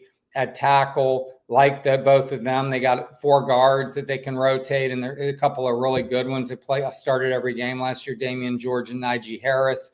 They love their right tackle. He's a young kid, 19-year-old redshirt sophomore. He came in so young. Kid can play all 5 positions, and now he's focusing on right tackle Bryce Lovett. So their line could be quite good. So you can run the football, which was what Billy and them like to do anyway. And then at the perimeter, you have some real weapons, but here's an issue. Injuries again. Trey Wilson, coming off a hip surgery, has now got a lower leg issue. Dallas Wilson, the freshman, who they flipped from Oregon, 6'3", 213, 10 catches for 195 in the spring game, both game records, 2 scores. He's a beast. Well, he's been hurt for a week or so too. Vernell Brown III, whose dad played here, I actually covered his dad years ago. This young man is a explosive player. He's the highest rated player in their class. He's like in the mid-30s recruit in the 2025 class overall. You got J. Michael Sturdivant, the UCLA transfer. But you really need the 2 Wilsons to kind of emerge too. Aiden Mizell's a kid from Orlando with like world-class speed. I mean, he is a fast kid. He can probably run a 44-second 400. I mean, this kid can move. But yeah, he's fast. But the point being, there are weapons, and that you could put a guy at quarterback that could win with those weapons against LIU, against USF in week 2, against Mississippi State, at Kentucky, maybe even Florida State in the season finale, given the state of that program. But can you beat LSU on the road, Miami on the road, Texas, at A&M, at Ole Miss, Tennessee at home? Those are the games. You got to pick off a couple of those to go 8-4, and it's going to be hard to do that if you don't have DJ Lagway. And if you do, you might win 3 or 4 of those and have a 9 or 10 win season, because that kid, as you said, you liked, he's special. He makes throws that NFL quarterbacks wish they could make. On the defensive side of the ball, Edgar, obviously this is a Florida defense that early on in the year, as you kind of mentioned, got carved up by Cam Ward in Miami, gave up over 30 points to a Texas A&M offense that was juggling quarterbacks with Connor Wegman and Marcel Reed. What's that defensive unit look like now heading into 2025? Obviously, there was some turnover on the coaching staff with the coach going to Houston. So kind of give me your outlook on that Gators defense. Well, it was, speaking of the coach, Austin Armstrong went to Houston. He was a defensive coordinator 2 years ago, and it didn't go very well. And a lot of people were calling for his head. They gave up 38 a game the last 5 games of that season, 5-game losing streak, and it was ugly. At LSU, Jaden Daniels had 606 yards, an SEC record for total offense. So it got ugly. But Ron Roberts came from Baylor to Auburn, went from Baylor to Auburn, and then ended up here. Long-standing relationship with Billy, very, veteran guy with a track record. And Austin Armstrong, one of his mentors, I did a big story on Austin Armstrong when he was hired, 29-year-old defensive coordinator. Ron Roberts is one of the people I spoke with. So that's how close they were. Suddenly you're bringing him in and you're like kind of usurping his role as play caller and as DC. So that created a weird dynamic. As you said, there was turnover on staff. They have 3 new staff members, all in their 30s. Vinny Sinceri, who started at safety for the 2013, I think, Alabama national champion, or 12 team, maybe the 12 team, excuse me. I think they won 11 and 12. But anyway, the point being is they have young staff, but Ron Roberts is kind of overseeing the whole thing. But in terms of the talent, I mean, they look the part, man. They look off the edge. I mean, Tyreek Sapp is a beast. This Cam James kid, he's an Orlando kid. I mean, they got all the measurables you want. George Gums was a real great find from Northern Illinois. He's off the edge.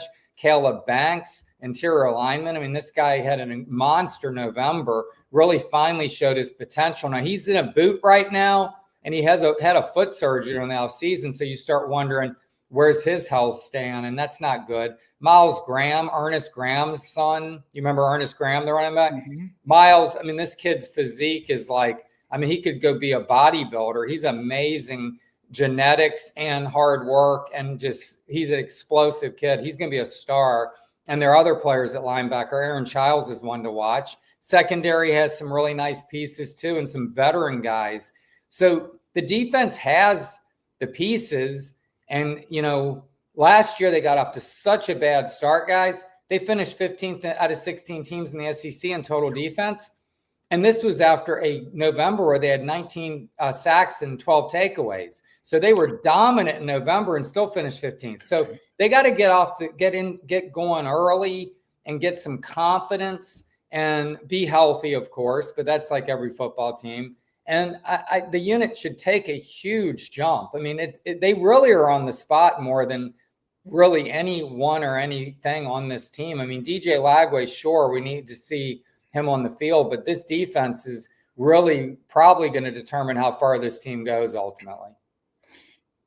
And you mentioned it, Edgar. You know, that 4-game stretch, LSU, Miami, Texas, and A&M, 3 of those being on the road, it could be over early for this team if you're not careful. Ugly early for sure. It got ugly early last year, even earlier. But I feel like, you know, they're going to give I think they're going to give LSU a game. I do, because I do think this team has the talent. But here's the thing I always get hung up on, guys, is Billy is trying to do a lot. He's calling plays. He's managing the game. And we've seen several performances that give you pause. Vanderbilt, his opening year. I mean, this was an overmatched Vanderbilt team. They lose at Vandy, first time since '88 in Nashville. The next year, they go to Kentucky. You think they're maybe they just beaten, I think, Tennessee at home, I think. And they go to Kentucky, and they're down 23-0 before my seat was even warm. And Ray Davis ran for 280-something. And it was like they just didn't show up. And then you had that Arkansas game where they lose in overtime to a pretty pitiful Arkansas team that had just fired its offensive coordinator. And it's like they come in and score 39 in the swamp, and they had a chance to tie the game at the end, and they had 12 men on the field and all this dead ball stuff. They couldn't figure out what was going on. There were like 20 guys on the field at the same time. It was just a mess. And then you had the Utah game that year where they didn't show up for the opener. I mean, they just weren't even ready for that game. And then Miami, they're not ready. A&M, they're not ready. And then Tennessee was just one coaching gaffe after another. So I've listed off 6 or 8 games right there. And that comes down, a lot of that comes down to coaching.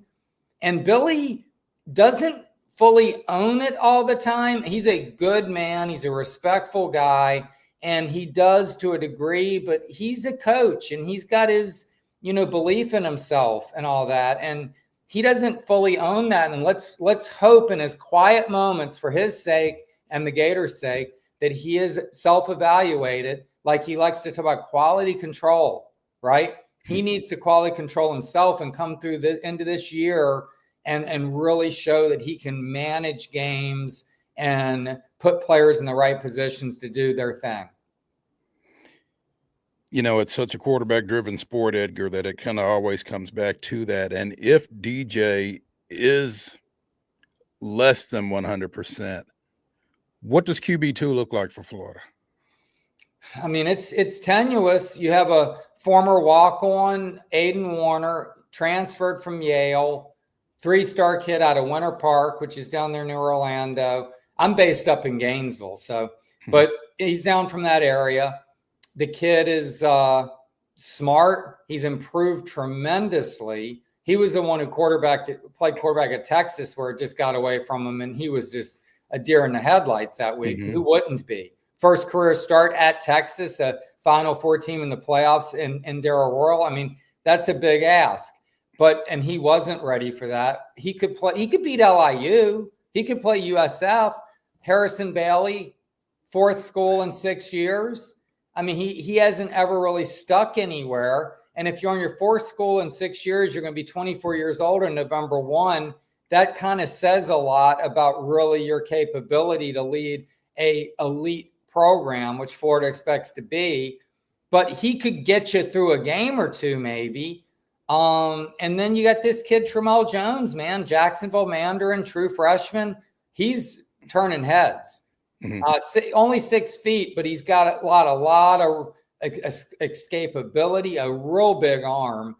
They like him, but he doesn't, the operation and the speed of it and making all the protections, and that's a lot for an 18-year-old. This kid's not going to be 19 till December. So that's a big ask, man. I mean, unless you're like Bryce Young, who was just super mature and ready and playing for Alabama with what he had around him and with the coaching staff it had. So it's hard to come in as a true freshman and play quarterback. And so unless you're really special, and I don't know if he is or isn't, but they might go to him if it comes down to like LSU, DJ's still not ready. You're trying to play Bailey and it's shaky, and maybe you give him a shot. But I think they are confident that DJ's going to get to those by week 2 will be healthy. It's a calf.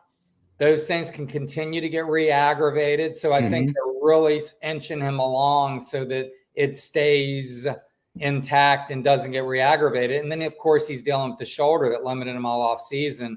That I don't know if it's 100%, but we're seeing him at practice in snippets enough.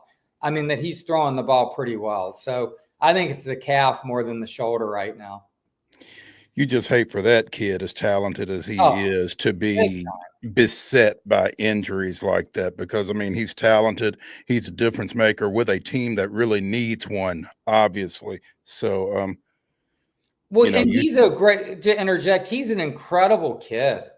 I mean, he gave $100,000 to women's sports. He gave 50 to UF Health. Now they're paying him nicely, but he does drive a Lamborghini. But the point is, he's doing some nice things with his money, and he's very mature. And the thing they like about him, the players, leadership. Gasparilla Bowl last year, there's a little clip of DJ in the tunnel, outside the tunnel. Every single person, coach, player, he gave him little low fives, down to the last walk-on coming out. Every single dude he touched there, and then he turned and ran out on the field. That's maturity, man. That's like being there for your team and showing them that you are there for them and you're bought in. And I think they love the kid. They love playing for him.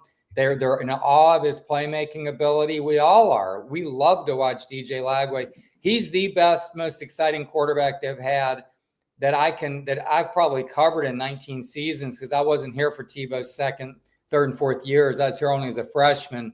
And I got Grossman my first year, was his last. And I didn't think he was that great that year. He struggled in that new offense. So this kid is the best they've ever had. I mean, Kyle Trask in 2020 was fun and great, but he couldn't make the throws this kid can make.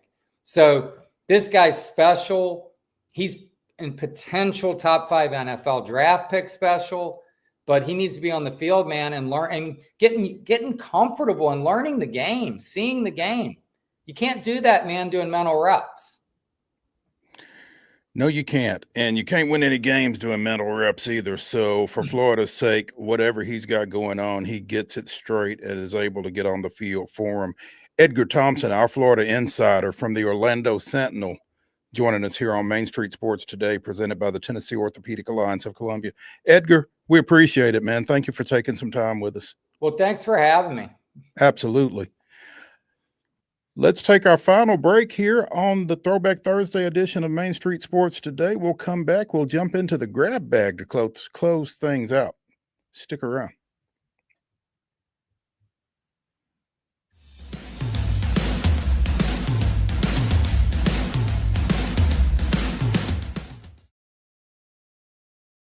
Being in Tennessee, we wanted to try to keep it as local as possible, so we have an entire section of our menu that is just dedicated to local whiskeys like Uncle Nearest, Jack Daniels, of course, George Dickel, Nelson Brothers, Greenbrier whiskey, and all of our taps are all local. From 2 o'clock until midnight, we've got food every day for you guys. A good handful of appetizers, some entrees, and a couple salads and things like that. My name is Ethan Kanata. Please come down and see us at the Pick Lobby Bar here at the Omni in Nashville. At Delta Dental of Tennessee, we know our success begins and ends with providing superior quality service, and that includes serving those who need it most. This year, we're celebrating 25 years of giving back to the community we call home. Delta Dental, along with our Smile 180 Foundation, supports Tennessee's dental colleges and oral health education, children's hospitals, free and reduced cost dental clinics, and other like-minded charities.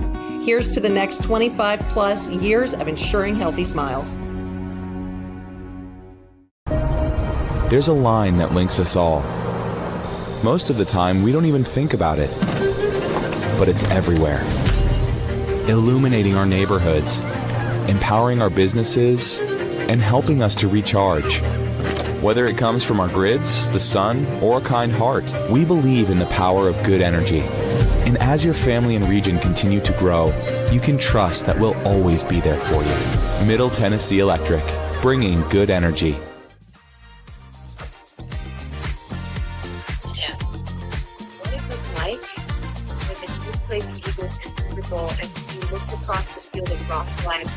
Welcome back into the final segment of Throwback Thursday here on Main Street Sports Today, presented by the Tennessee Orthopedic Alliance of Columbia. It's a grab bag. And, you know, as I mentioned earlier in the show, got a little disenchanted with the Braves. You know, all this losing gets kind of old after a while.